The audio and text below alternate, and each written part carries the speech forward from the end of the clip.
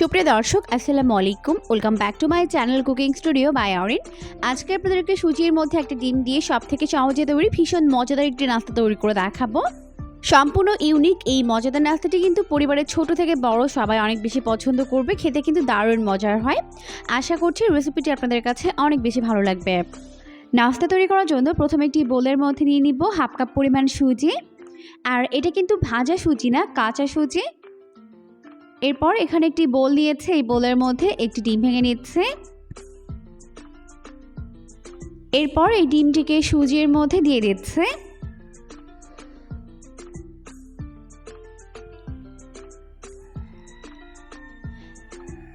এখন আমি এর মধ্যে অ্যাড করে দিব লিকুইড দুধ। আমি এখানে গুঁড়া দুধ পানিতে গুলে নিয়েছি, আপনারা কিন্তু চাইলে এখানে লিকুইড দুধ ব্যবহার করতে পারবেন, আবার চাইলে এখানে পানিও ব্যবহার করতে পারবেন। তো এখন এর মধ্যে অল্প অল্প করে কুসুম গরম দুধ দিব আর এটাকে ভালো করে মিশিয়ে নিব। দুধটি এমন গরম হবে যাতে আঙুল চোবালে আঙুলটা সহ্য করতে পারে, খুব বেশি গরম না আবার খুব বেশি ঠান্ডাও হবে না, একটা মিডিয়াম পর্যায়ে থাকবে। এখন এইভাবে অল্প অল্প করে দুধ দিব আর ভালো করে মেখে একটি পাতলা ব্যাটার তৈরি করে নিতে হবে। তো খুব ভালো করে মিশ্রণটিকে ফেটিয়ে নিতে হবে, কারণ যত ভালোভাবে ফেটাবেন এই মিশ্রণটা কিন্তু ততটাই বেশি পারফেক্ট হবে। তাই একটু সময় নিয়ে এটাকে ভালো করে এইভাবে ফেটিয়ে নিচ্ছে। তো আমাদের এখানে টোটালি 1 কাপের মতো দুধ লেগেছে। এখন আমি এর মধ্যে অ্যাড করে দিলাম সামান্য পরিমাণে লবণ, দিয়ে আবারও মিশিয়ে নিলাম।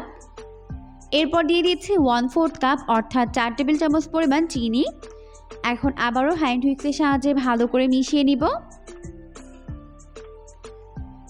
তো সব কিছুকে খুব ভালো করে মিশিয়ে নেওয়ার পর এখন আমি এর মধ্যে অ্যাড করে দিচ্ছি সয়াবিন তেল। আমি এখানে 2 টেবিল চামচ পরিমাণ সয়াবিন তেল অ্যাড করে দিচ্ছি। সয়াবিন তেল দেওয়ার পর এখন আবারও এগুলোকে ভালো করে বিট করে মিশিয়ে নিচ্ছে।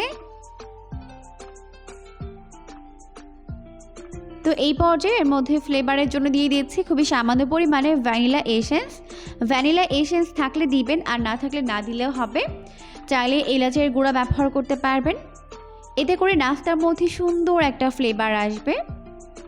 তো এখন সব কিছুকে ভালো করে মিশিয়ে নিয়েছে। এরপর আমাদের নাস্তার জন্য ব্যাটার কিন্তু এখন একদম পারফেক্টভাবে রেডি হয়ে গেছে। তো এখন আমি এখানে কিছু কেকের বাটি নিয়েছি, এর মধ্যে আমি এগুলোকে বেক করব। তার আগে আমি এখানে ভালোভাবে অয়েল ব্রাশ করে নিচ্ছি, এতে করে খুব সহজে এটা মোল্ড আউট হয়ে যাবে। আমি এখানে কেকের মোল্ড ব্যবহার করছি, তবে আপনারা চাইলে কিন্তু এখানে ছোট স্টিলের বাটিগুলোকে ব্যবহার করতে পারবেন। তো সমান করে এভাবে এর মধ্যে সয়াবিন তেল দিয়ে দিতে হবে। সয়াবিন তেল দিয়ে দেওয়ার পর এখন এর মধ্যে এভাবে ব্যাটার দিয়ে দিচ্ছে। সবগুলো বাটি ভরে ভরে কিন্তু ব্যাটার দেওয়া যাবে না, কিছুটা অংশ ফাঁকা রাখতে হবে। তো এইভাবেই আমি সবগুলো ব্যাটার দিয়ে দিচ্ছি। তো সবগুলো বাটিতে সমানভাবে ব্যাটার দিয়ে দিতে হবে আর কিছুটা অংশ ফাঁকা রাখতে হবে। এরপর এর উপর থেকে কিছুটা পরিমাণে কিশমিশ দিয়ে দিচ্ছে, আপনারা পছন্দ মতো বাদাম এখানে অ্যাড করতে পারবেন। তো এইভাবে উপরটা বাদাম কিশমিশ দিয়ে সাজিয়ে নিতে পারবেন। তো কিশমিশ দিয়ে পুরোটা সাজিয়ে নেওয়ার পর এখন আমি এগুলোকে ভাপে স্টিম করে নিব। তো চলে যাচ্ছে এগুলোকে স্টিম করে নেওয়ার জন্য। এই জন্য প্রথমে চুলায় একটা হাঁড়ি বসিয়ে দিয়েছি আর এর উপর থেকে এরকম একটা স্টিমার দিয়ে দিয়েছি। এগুলো সাধারণত রাইস কুকারের সঙ্গেই থাকে। আর নিচে পানি দিয়ে পানিটাকে ভালো করে ফুটিয়ে নিয়েছে। এরপর এর উপর থেকে আমি বোলগুলোকে বসিয়ে দিচ্ছি। বোলগুলোকে বসিয়ে দেওয়ার পর আমি এটাকে প্রায় 15 মিনিটের মতো স্টিম করে নেব। আর এই 15 মিনিটের মধ্যে কিন্তু আমাদের নাস্তাগুলো একদম রেডি হয়ে যাবে।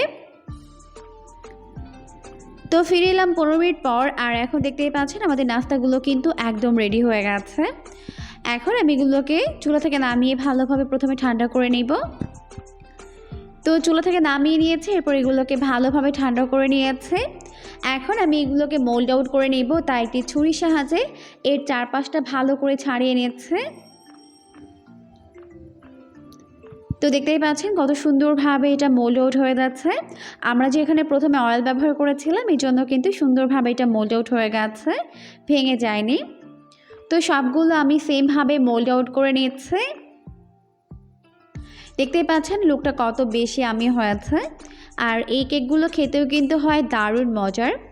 অবশ্যই রেসিপিটিকে ফলো করে বাসায় ট্রাই করবেন, দেখবেন পরিবারের সবাই অনেক বেশি পছন্দ করবে। আরও এরকমই সমস্ত নতুন নতুন রেসিপি পেতে অবশ্যই চ্যানেলটিকে সাবস্ক্রাইব করে রাখবেন পরবর্তী ভিডিওর আপডেট সবার আগে পাওয়ার জন্য। পরবর্তী ভিডিও দেখার আমন্ত্রণ জানিয়ে আজকের মতো তাহলে এখানেই বিদায় নিচ্ছি। সবাই অনেক বেশি ভালো থাকবেন। আল্লাহ হাফেজ।